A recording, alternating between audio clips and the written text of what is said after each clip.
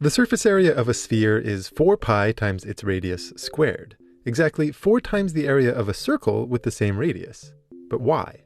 Archimedes had a very beautiful proof that this surface area is the same as the area of a cylinder that encloses that sphere, if you disregard the circular caps of that cylinder. The idea is that if you shine some light from the z-axis perpendicular to that axis, then if you compare the area of a small rectangle drawn on that sphere to the area of the shadow cast on that cylinder, those two areas turn out to be the same.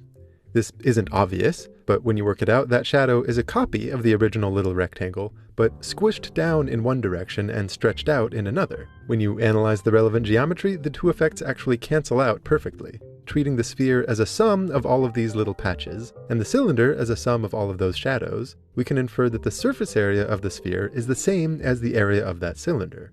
Now, the cylinder is something you can unwrap into a rectangle, where one side length corresponds to the circumference, 2 pi r, and the other corresponds to the height of the sphere, 2 times its radius. This gives us the area we want, 4 pi r squared. And if you're also familiar with the trick of showing a circle's area by unwrapping it into a triangle, one whose height is r and whose base is 2 pi times r, you can see how 4 of those unwrapped circles fit perfectly into this unwrapped shape.